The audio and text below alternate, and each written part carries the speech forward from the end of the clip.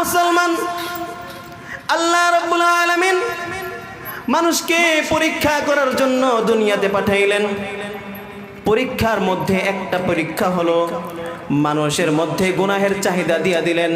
এই পরীক্ষাকে আরো কঠিন করার জন্য পেছনে শয়তানকে লাগায়া দিলেন।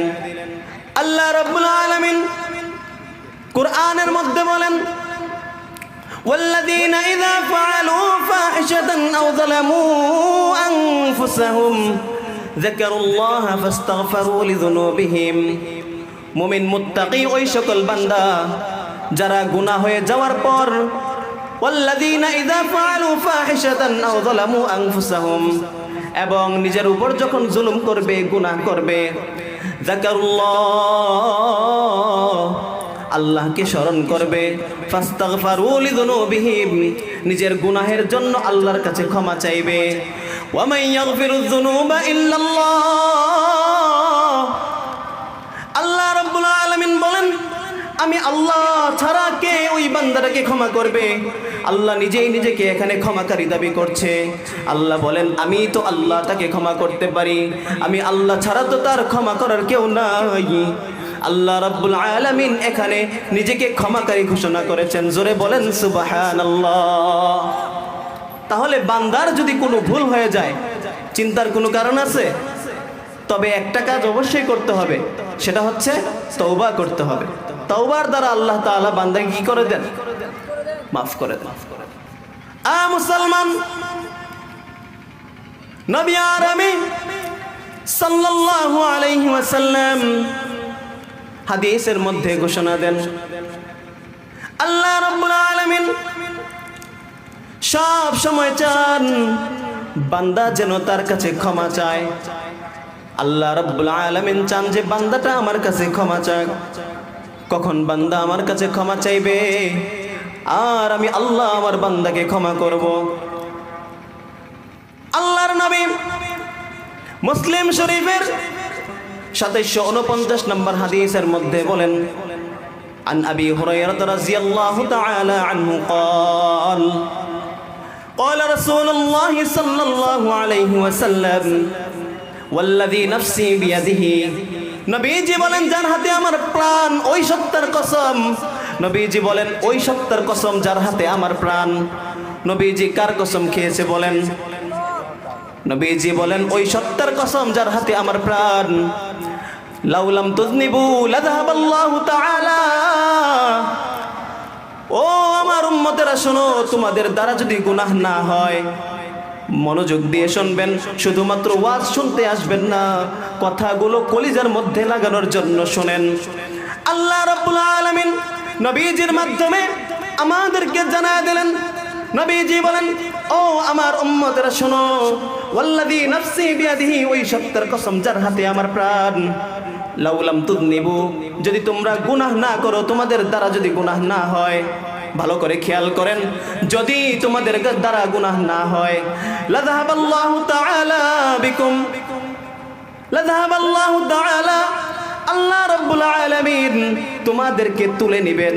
ওয়ালা জাআ বিকওমিন, এবং এমন একটা কওম আবার নতুন করে পাঠাবেন, ইউযনিবুনা ফায়াস্তাগফিরুনাল্লাহ, যারা গুনাহ করবে এবং আল্লাহ তাআলার কাছে তওবা করবে, ফায়াগফিরু লাহুম, এবং আল্লাহ তাদেরকে ক্ষমা করবে।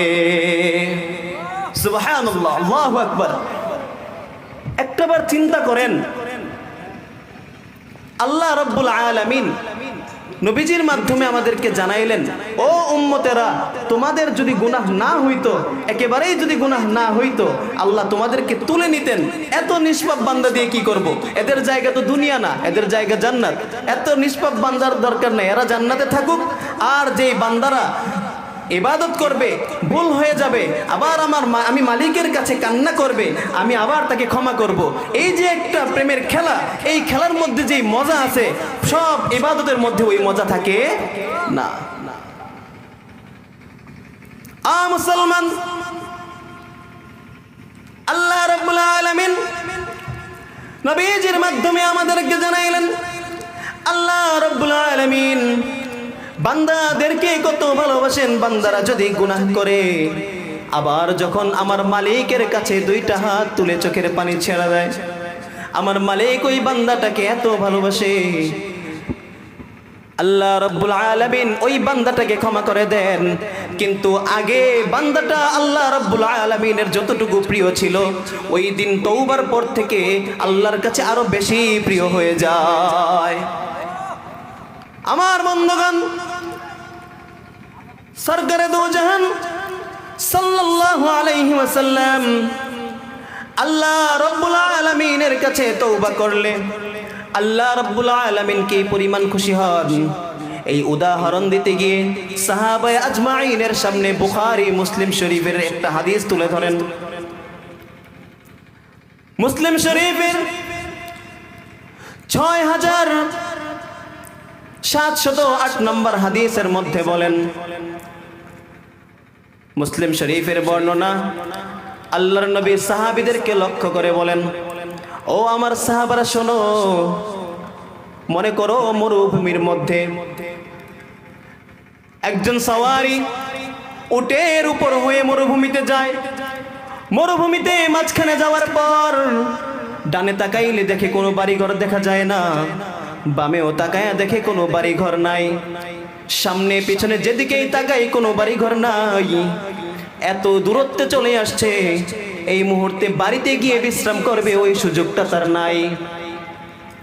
ওই বান্দা উটটাকে কোনো একটা গাছের সাথে বেঁধে যখন ওই বান্দা গাছের নিচে বিশ্রাম নেয়, বিশ্রাম নেওয়ার পর হঠাৎ যখন চোখ খুলে দেখে ওই উটটা তার কাছে আর নাই।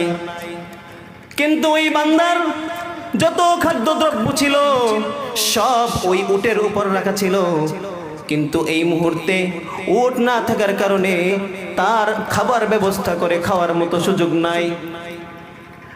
ডানের দিকে যদি যায়, এত ক্লান্ত শরীর নিয়ে ডানে কোনো বাড়ির তালাশে যদি যেতে চায়, ক্লান্ত হয়ে রাস্তার মধ্যে পড়ে মারা যেতে পারে। বামেও যদি যায় একই অবস্থা হতে পারে, সামনে পিছনে যেদিকেই যাবে তার একই অবস্থা হতে পারে। ও আমার সাহাবারা শোনো, ওই মুহূর্তে বান্দাটা যখন মৃত্যুর আশা করতে করতে যখন চিন্তা করে এখন মৃত্যু ছাড়া আর কোনো উপায় নাই, মৃত্যুর জন্য অপেক্ষা করতে করতে হঠাৎ বেহুশের মতো তার চোখে ঘুম চলে আসে। ঘুমাইতে ঘুমাইতে হঠাৎ আবার যখন তার ঘুমটা ভেঙে যায়, চোখটা খুলে দেখে তার উটটা তার পাশে, কোত্থেকে যেন উটটা দৌড়ে চলে আসছে। বান্দাটা দেরি না করে সাথে সাথে ওই উটের লাগামটাকে টান দিয়ে ধরে আর আল্লাহ রাব্বুল আলামিনের কাছে খুশি হয়ে আল্লাহ রাব্বুল আলামিনকে ডাক দিয়ে বলে, ও আল্লাহ, এই কাজ তুমি ছাড়া আর কি করবে, কারণ তুমি তো আমার বান্দা আর আমি তোমার রব। আল্লাহর নবী বলেন, আখতা বিশিদ্দাতিল ফারাহ, ওই ব্যক্তিটা অতিরিক্ত আনন্দের কারণে মুখে ভুল বলে ফেলছে। তার বলা উচিত ছিল, ও আল্লাহ, এই কাজ তুমি ছাড়া তো আর কেউ করবে না, কারণ আমি তো তোমার বান্দা আর তুমি আমার রব। কিন্তু এত আনন্দিত ছিল, আনন্দের আতিশয্যে সে বলে ফেলছে, ও আল্লাহ, এই কাজ তুমি ছাড়া কে করবে, কারণ তুমি তো আমার বান্দা আর আমি তোমার রব। নবীজি বলেন, ওই বান্দা আনন্দের আতিশয্যে যেমন এইভাবে ভুল বলে ফেলছিল, ওই বান্দা যতটা খুশি হয়েছিল, আমার আল্লাহ রাব্বুল আলামিন যখন কোনো বান্দা চোখের পানি ছেড়ে দিয়ে নিজের ভুলটাকে শুধরে নেওয়ার জন্য আল্লাহ রাব্বুল আলামিনের কাছে তওবা করে, আমার আল্লাহ ওই উট পানেওয়ালা বান্দার চাইতে অনেক বেশি খুশি হন। সুবহানাল্লাহ। আল্লাহ রাব্বুল আলামিন বান্দাকে কতটা ভালোবাসে, কতটা ভালোবাসেন। মুসলমান, মুসলিম শরীফের